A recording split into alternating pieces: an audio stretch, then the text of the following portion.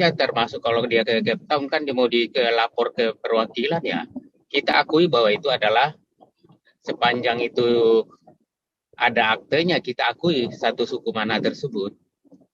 Karena kalau di negara barat kan biasanya itu perkawinan berdasarkan biasanya hanya catatan sipil gitu kan, tidak ada perkawinan agama gitu. Jadi gitu Pak Pai. Jadi apapun aktenya itu seharusnya kita akui. Sepanjang mungkin ada yang menggugat, umpamanya dia kembali ke Indonesia ada yang menggugat dan ke pengadilan dan dikabulkan ke pengadilan, itu namanya pembatalan gitu kan. Bisa dibatalkan satu suku mananya tersebut. Tapi sepanjang itu tidak ada yang menggugat, itu kan hak keperdataan masing-masing mereka. Antara mereka kan berdua, suami istri itu dengan anaknya. Jadi dengan adanya kelahiran tersebut, maka anak itu punya hubungan perdata dengan ibu dan bapaknya dan keluarga ibu bapaknya gitu. Baik, pertanyaan lanjutan dari kami. Ya, pertanyaan lanjutan Pak Sekali dan Dijun Bu Direktur. Yang pertama adalah perwakilan mana yang kemudian melakukan pencatatan perkawinan? Apakah KBRI Brasilia, tempat lahirnya si anak tersebut, tempat keluarnya akta kelahiran, atau Cape Town? Itu yang pertama, yang mencatatkan kelahiran anak tersebut. Terus yang kedua adalah dalam pencatatan status kedua orang tuanya, apakah ditulis kawin atau bagaimana? Karena kalau ditulis kawin berarti kan tidak sesuai dengan hukum perkawinan kita. Ini mohon arahnya bagaimana? Mungkin kami lanjutkan lagi. Kan nggak perlu lagi dicatatkan lagi karena kan sudah punya akte gitu kan. Sudah punya akte kelahiran yang mencantumkan nama ibu bapaknya. Kalau soal pencatatan perkawinan lain lagi, gitu kan. Kalau mau dicatatkan perkawinannya kan tentu untuk diterbitkan akta perkawinan tentu kan perlu syarat-syarat. Yaitu pertama harus ada surat perkawinan dari pemuka agamanya kan.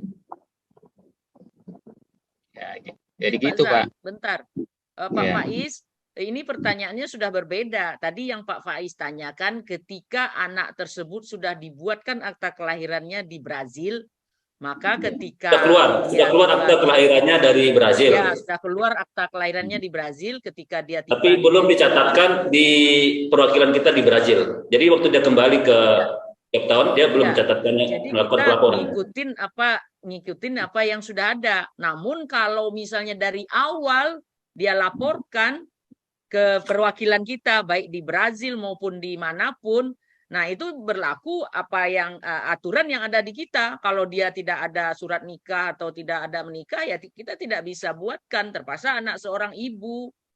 Nah, itu Pak.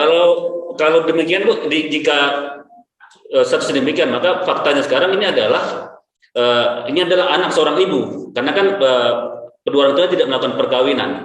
Dalam fakta bahwasanya ini adalah anak seorang ibu, apakah perwakilan dalam hari ini KJ Cape Town mengeluarkan akta kelahiran baru dengan nomenklatur anak seorang ibu, ataukah tetap menggunakan akta kelahiran yang telah dikeluarkan oleh pemerintah Brazil, atau bagaimana Bu? Jadi tidak, jadi jangan salah pengertian ini. Kalau salah ini berbahaya nih. Jadi begini, ketika anak lahir dari perkawinan yang Bapak sebutkan tadi, dia tidak menikah ayah ibunya, kemudian dia melapor di negara setempat, melapor dengan cara negara setempat, kemudian dibuatkan akta kelahirannya, kata Bapak tadi, dia orang tuanya tidak menikah, tapi negara setempat membuatkan anak ini adalah anak ayah dan ibu. Udah jadi nih akta kelahirannya. Ketika dia melapor ke kita, terpaksa kita akui, kan gitu.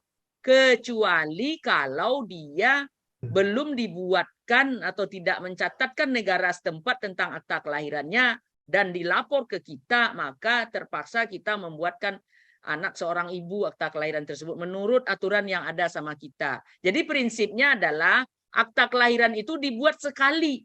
Kalau misalnya sudah dibuatkan di negara setempat di Brazil, hanya bukti pelaporannya aja ke kita, tidak kita buatkan lagi aktanya gitu. Ya, jadi surat keterangan pelaporan saja ke kita, tidak akta itu dibuatkan sekali saja, tidak berulang-ulang. Seperti itu Pak. Baik, terima kasih Bu. Tadi yang saya tanyakan lanjutan adalah kalau kita sudah paham kita ini adalah akte perkawinan, kita bisa proses. Yang pertanyaan tadi kami kan lanjutannya adalah dalam pencatatan sipil kita ini status antara ayah dan ibunya dari anak ini kan dalam KK kan akan ketahuan, akan terlihat ini adalah anak, apa status hubungan antara ayah dan ibunya, apakah kawin, tanda bracket, atau bagaimana Ibu? Kalau statusnya bisa kita buatkan kawin, tentu ada buktinya, Pak. Nah, adakah surat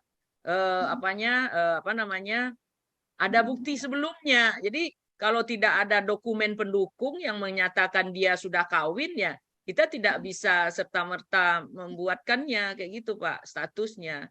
Nah, kita Dukcapil itu bekerja berdasarkan dokumen pendukung yang ada sebelumnya. Tidak bisa ujuk-ujuk kayak gitu loh, Pak. Maksudnya kayak gitu. Siap. Kami dapat poinnya Bu terkait dengan akte perkawinan anak dari proses non perkawinan. Kami akan lakukan. Dan nanti kalau ada pertanyaan lanjutan, izin Pak Sakaria dan Ibu Direktur, kami minta arahan lebih lanjut. Tapi intinya begini Pak, ketika dia mencatatkan di negara setempat, tentu berlaku hukum di negara setempat. Nah, ke kita cukup dilaporkan. Tapi ketika dilaporkan ke kita, dicatatkan ke kita, kita membuatkan aktanya. Nah, pakai juga aturan kita. Kan seperti itu. Seperti itu ya Pak ya. Oke. Terima kasih Bu. Pertanyaan selanjutnya Bu, dari yang atas ya Bu, prenup itu. Yang prenup itu apa siapa? Dari Katie. Ibu Eva boleh silakan langsung tanya.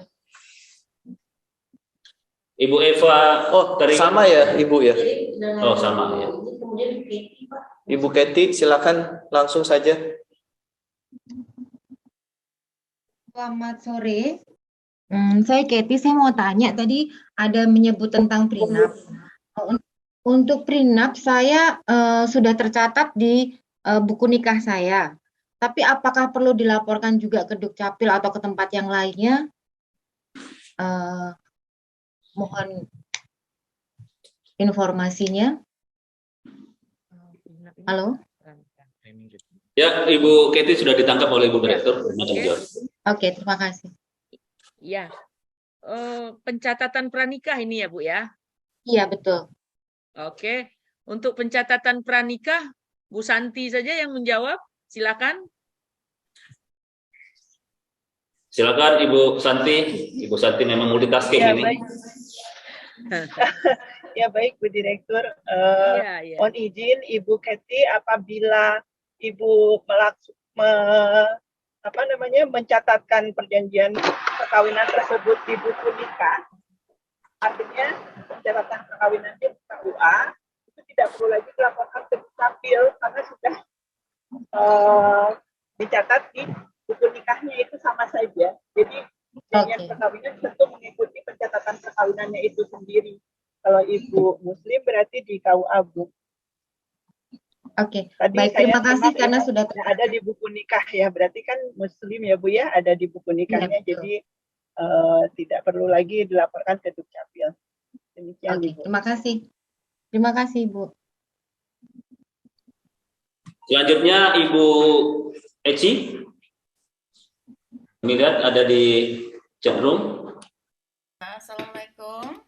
Selamat sore semua.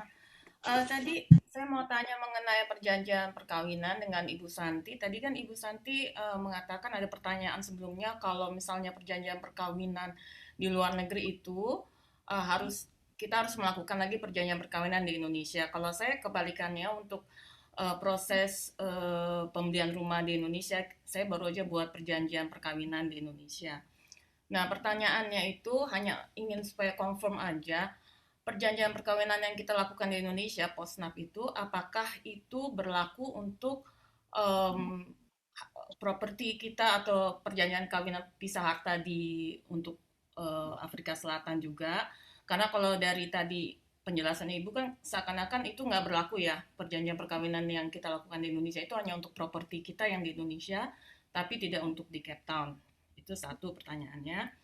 Yang kedua adalah apakah misalnya kalau kita membuat adendum perjanjian perkawinan, jadi perjanjian perkawinan yang kita buat di Indonesia itu kita mau buat adendumnya oleh lawyer di South Africa, apakah itu bisa adendum tersebut ya, apakah bisa dicatatkan atau didaftarkan sebagai perjanjian perkawinan tambahan di buku nikah